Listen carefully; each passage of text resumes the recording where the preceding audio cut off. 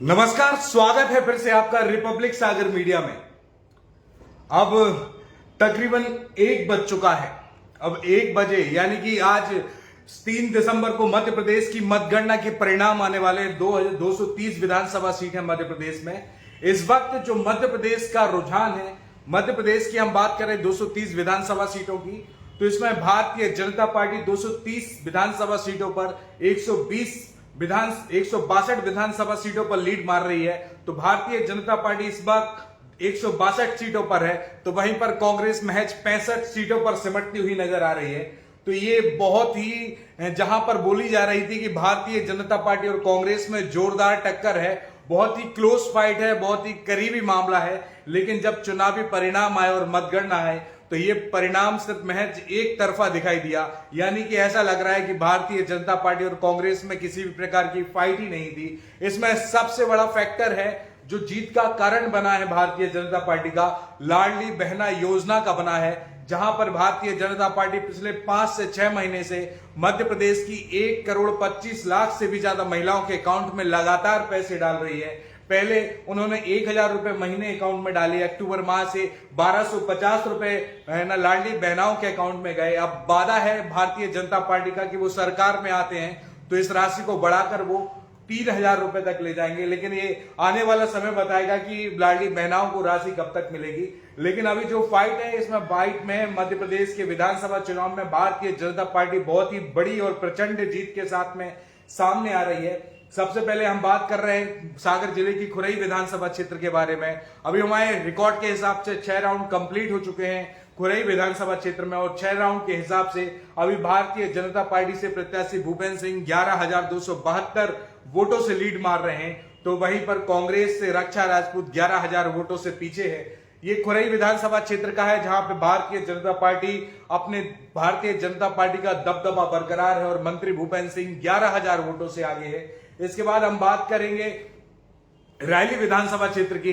Rally विधानसभा क्षेत्र में हमारे हिसाब से अभी रैली विधानसभा क्षेत्र से 9 राउंडों का रिकॉर्ड हमारे पास में आया है। 9 राउंडों के हिसाब से यहां पर भारतीय जनता पार्टी से गोपाल भार्गव 40,942 मतों से आगे है। वोट बैंक जो भारतीय जनता पार्टी का है बहुत ही प्रचंड वोट है और गोपाल भार्गव 40,000 वोटों से आगे हैं। तो वहीं पर ज्योति पटेल जो कांग्रेस से है वो 40,000 वोटों से पीछे चल रही है। यहां पर भी फाइट देखती हुई नहीं मिल रही है। गोपाल भार्गव एक तरफा यहां पर चुनाव निकालते हुए नजर आ रहे हैं। अब देखने की बात है कि रैली विधानसभा क्षेत्र पे अब भारतीय जनता पार्टी कितने प्रचंड बहुमत से क्लोजिंग लेगी। अब आने वाला समय बताएगा। यहां पर 22 राउंड होने हैं और 22 राउंड में मैच अभी 9 राउंड हुए हैं। तो आने वाला जो राउंड है 13 राउंड और बचे हैं। 13 राउंड में रैली विधानसभा की तस्वीर क्या होगी वो भी हम बताएंगे।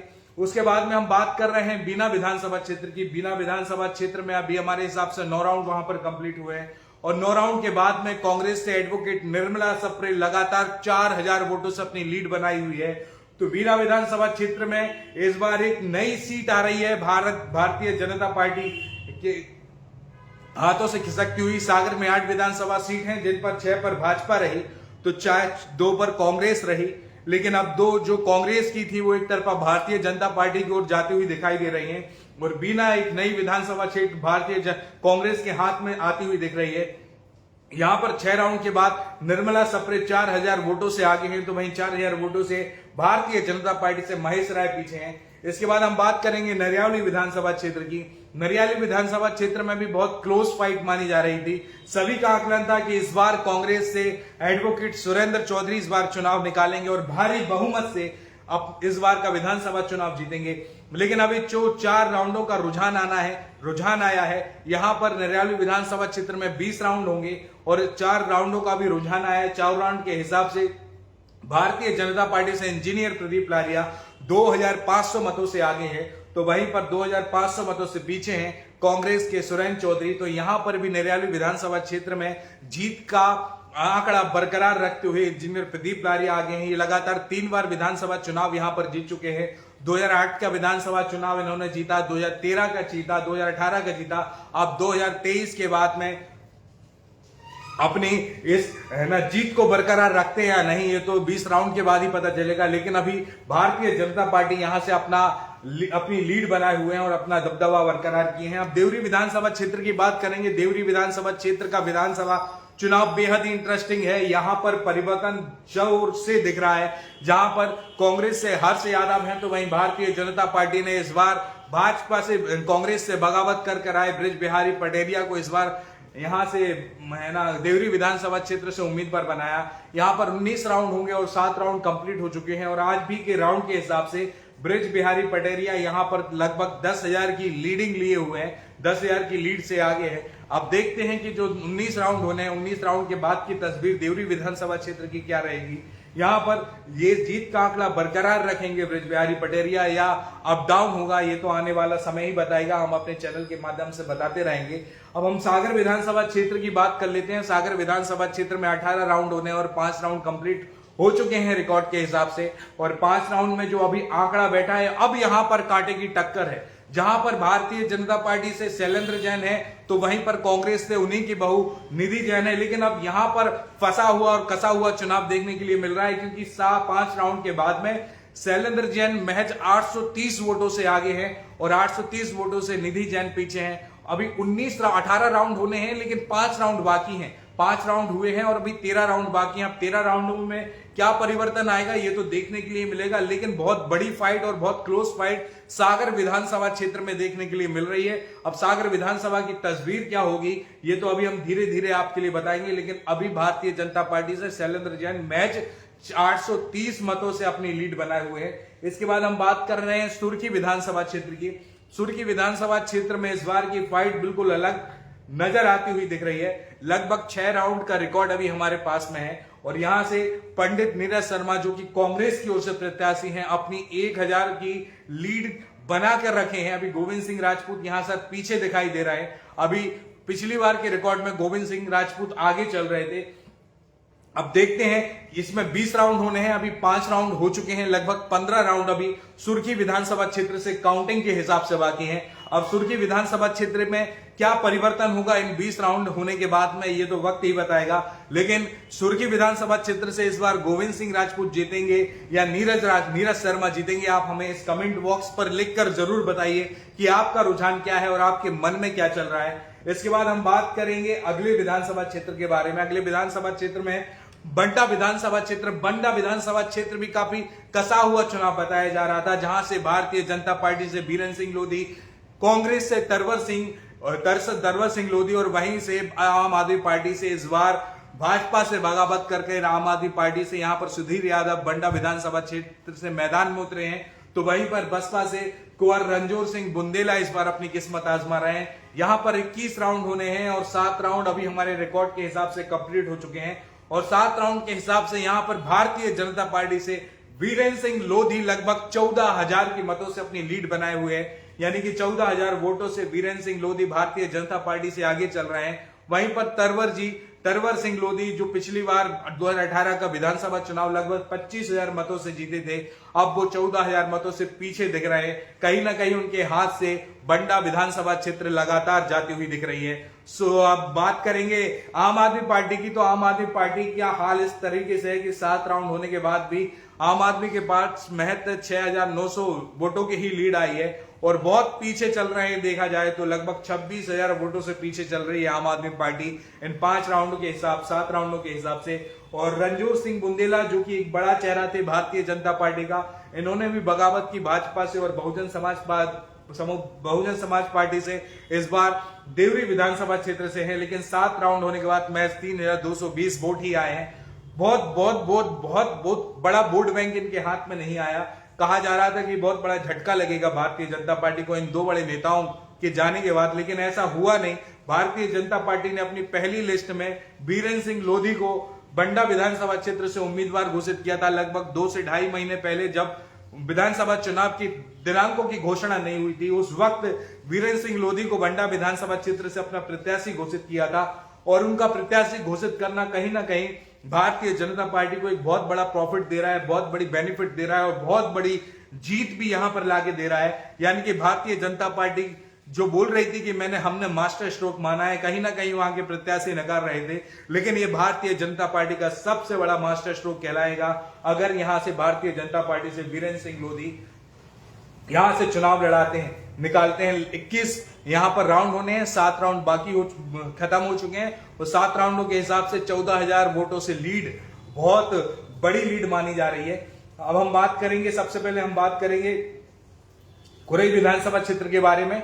खुरई विधानसभा क्षेत्र से भाजपा से मंत्री भूपेंद्र सिंह और कांग्रेस से रक्षा राजपूत हैं, इन दोनों में ही फाइट मानी जा रही है, कांग्रेस या भाजपा। और अभी 11,000 वोटों से मंत्री भूपेंद्र सिंह आगे हैं। 19 राउंड होने हैं और 6 राउंड यहां पर हो चुके हैं। यहां पर आपके हिसाब से, यानी कि हमारी ऑडियंस के हिसाब से, यहां पर भूपेंद्र सिंह यहां पर अपनी लीड लेंगे या रक्षा राजपूत लीड लेंगे? कौन जीतेगा, कौन हारेगा, इसका आकलन हमें हमारे इस वीडियो के कमेंट बॉक्स पर जरूर दें। फिर उसके बाद में हम फीडबैक आपसे लेना चाहेंगे रैली विधानसभा क्षेत्र की। रैली विधानसभा क्षेत्र में 22 राउंड होने हैं, 10 राउंड हो चुके हैं। 10 राउंड के बाद भाजपा 46,000 वोटों से आगे है, तो ज्योति पटेल 46,000 वोटों से पीछे है। रैली विधानसभा क्षेत्र से कौन जीतेगा, गोपाल भार्गव या ज्योति पटेल, ये भी हमें कमेंट बॉक्स पर आप जरूर बताएं। उसके बाद में हम बात करेंगे बीना विधानसभा क्षेत्र से। बीना विधानसभा क्षेत्र में भी 2 राजनीतिक पार्टियों के बीच में टक्कर दिख रही है, एक भाजपा तो एक कांग्रेस। भाजपा से महेश राय है, तो कांग्रेस से है ना एडवोकेट निर्मला सप्रे है, जो अभी 17 राउंड में से 6 राउंड हुए हैं और 4,000 वोटों से लीड लेते हुई निर्मला सप्रे दिखाई दे रही है। और बीना विधानसभा क्षेत्र से कौन सा प्रत्याशी जीतेगा, एडवोकेट निर्मला सप्रे या महेश राय, ये भी आप हमें कमेंट बॉक्स पर लिखकर जरूर बताएं कि आपके हिसाब से कौन चुनाव जीत रहा है। इसके बाद बात करेंगे नरियावली विधानसभा क्षेत्र की। नरियावली विधानसभा क्षेत्र में 20 राउंड होने हैं, 4 राउंड हो चुके हैं। यहां से भाजपा के प्रदीप लारिया 2,500 मतों से आगे हैं, तो वहीं पर सुरेंद्र चौधरी कांग्रेस से 2,500 मतों से पीछे चल रहे हैं। इसकी तस्वीर क्या होगी आने वाले 20 राउंड में, कौन प्रत्याशी विजय होगा, प्रदीप लारिया या सुरेंद्र चौधरी, इसका भी जवाब आप हमें कमेंट बॉक्स में जरूर लिख के बताएं कि नरियावली विधानसभा क्षेत्र से आपके हिसाब से जीतता हुआ प्रत्याशी कौन दिख रहा है। इसके बाद हम बात करेंगे देवरी विधानसभा क्षेत्र से।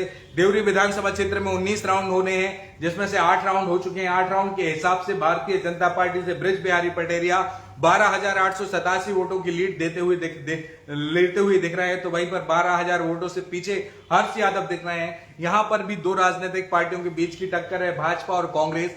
19 राउंड में से 8 राउंड हो चुके हैं। आप देखते हैं कि 19 राउंड के बाद में कौन जीता है, लेकिन आपके हिसाब से कौन जीतेगा, ब्रिज बिहारी पटेरिया भाजपा से या कांग्रेस से हर्ष यादव? कमेंट बॉक्स पर उनका नाम लिखकर जरूर बताएं। अगला सागर विधानसभा क्षेत्र है। सागर विधानसभा क्षेत्र में 18 राउंड होने हैं, 5 राउंड हो चुके हैं। 5 राउंड के हिसाब से भारतीय जनता पार्टी से शैलेंद्र जैन 830 मतों से आगे हैं, तो वहीं पर निधि जैन 830 मतों से पीछे हैं। इस विधानसभा क्षेत्र से कौन जीतेगा, इसका फीडबैक भी हम जनता से लेना चाहेंगे। कमेंट बॉक्स पर लिखकर जरूर बताएं कि भारतीय जनता पार्टी से शैलेंद्र जैन ये वाला विधानसभा चुनाव जीतेंगे कि निधि जैन इस बार का विधानसभा चुनाव जीतेंगे। अगली हम बात करेंगे सुर्खी विधानसभा क्षेत्र के बारे में। सुर्खी विधानसभा क्षेत्र में 20 राउंड होने हैं, 5 राउंड हो चुके हैं, अभी 6 राउंड हो चुके हैं। 6 राउंड के हिसाब से हमारे पास में रिकॉर्ड है कि नीरज शर्मा लगभग 1,000 वोटों से आगे चल रहे हैं, गोविंद सिंह पीछे हैं। अब देखते हैं कि 20 राउंड होने हैं, 5 राउंड हो चुके हैं, 15 राउंड बाकी हैं। लेकिन आपके हिसाब से सुर्खी विधानसभा क्षेत्र में अपना विजय पताका कौन लहराएगा, कौन जीतेगा,